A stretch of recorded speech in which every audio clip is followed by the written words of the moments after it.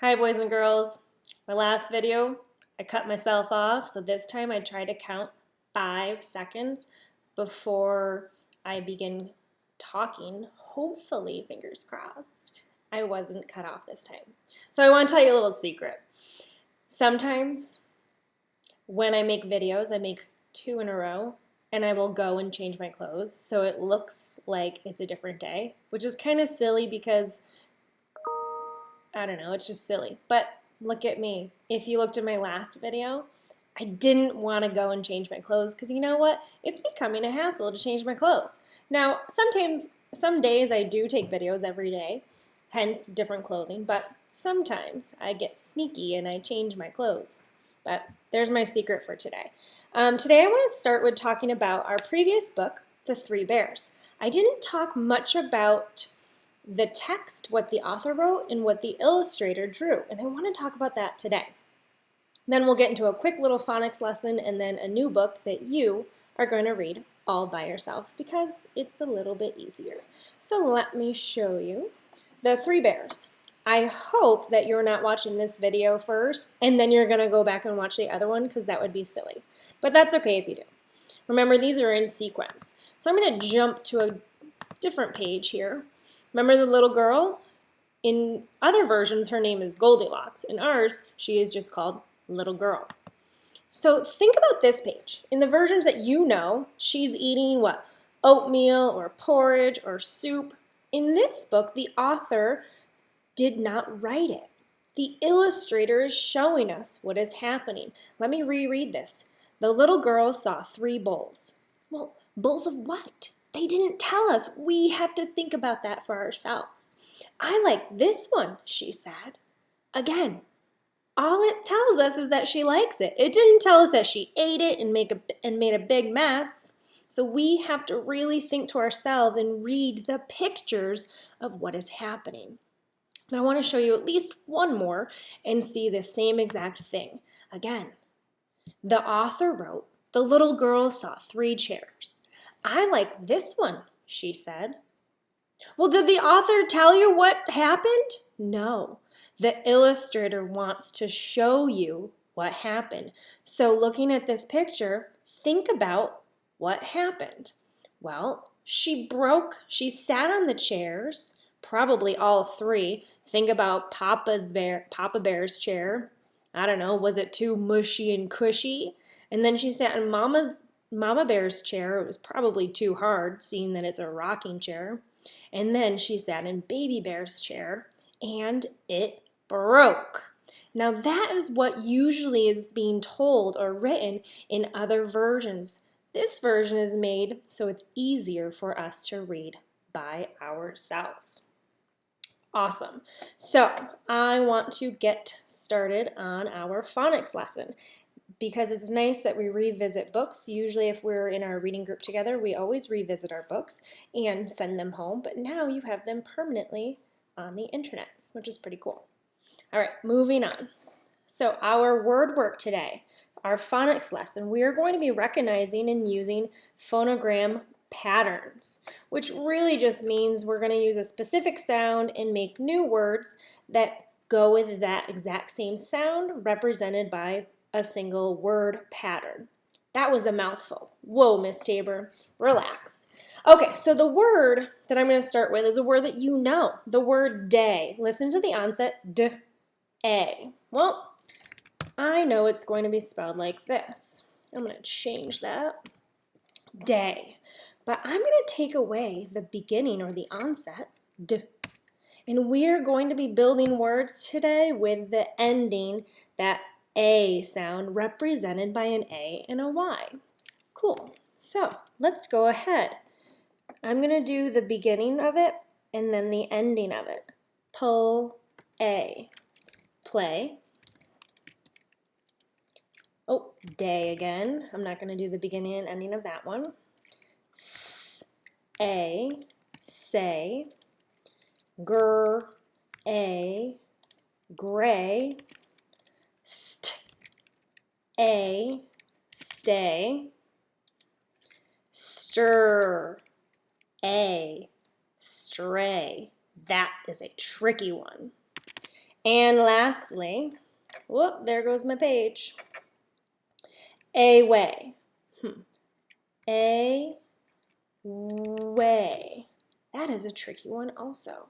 Now there are many other words that are spelled with the same two letters, A-Y, but I don't have time to go over all of those right now. But when you get to a word you're reading and you don't know it and you see the letters A-Y, you need to think in your brain, oh, the sound is A, and you're able to read all of them easily.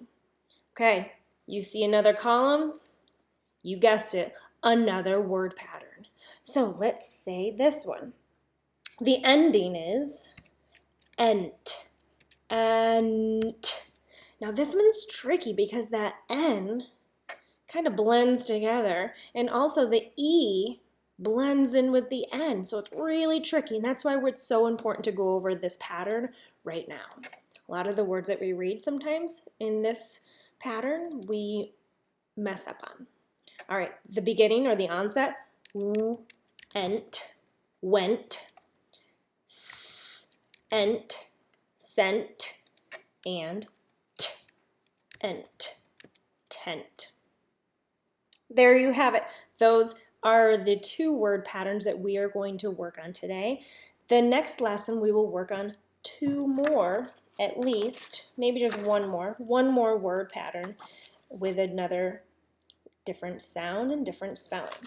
All right, we are going to get started on our new book today, not The Three Bears, and you are going to read the book yourself. Now I'm going to tell you this book is nonfiction. It could happen though, so that means it's a little bit realistic. And it's about puppets, stick puppets specifically. So take a look. It is called The Puppets. Have you ever seen a puppet show?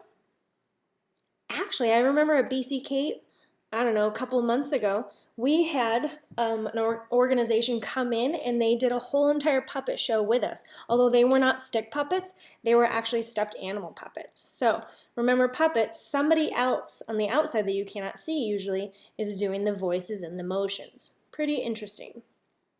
All right, in order to make this video a little bit shorter, I'm going to go ahead and show you all of the pages. You should read this on your own out loud or do a whisper voice as we would in our reading group.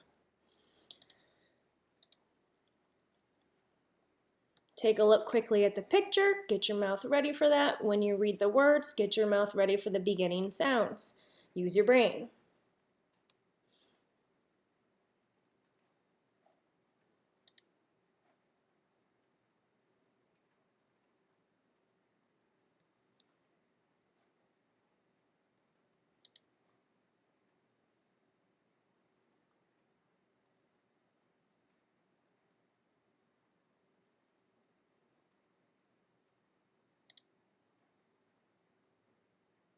This might be my favorite page.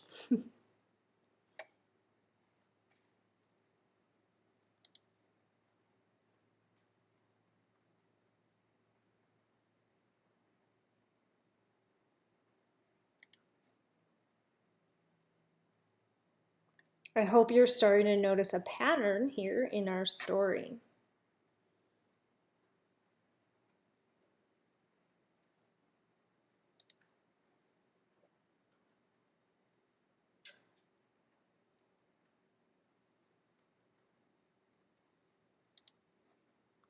And there they are, the entire puppet. This is a tricky word. Get that beginning blend together. It's a digraph. Two letters together make one sound. Shh. Just like the word she, this is the word show. Look at our puppet show. Cool. Now, the pattern, if you were paying close attention, the first animal was that rabbit, and it told you that it can hop. Well, the next animal was a frog, and it can hop too. So then, throughout this book, it introduced you the animal and what it can do. And it always was something, two animals that were next to each other can do the same thing. For example, this dog can run, so can the cat. The bird could fly. Well, so can the duck. The fish can swim. But then there weren't any other animals. So this one was kind of different. And then at the end, they are all together. Okay, now, I hope you enjoyed that story. Again, it was much easier for you to read, therefore I didn't read it for you. But thinking about the whole entire thing, the setting is it's at a puppet show on a stage somewhere inside. And you can create those puppets yourself. Do that, and you could put on your own puppet show if you're interested in looking for something else to do. So for our next lesson, we have a new book. I will read it for you, and we will go over some other parts and words and word patterns. All right, thanks for tuning in today, and I will see you later.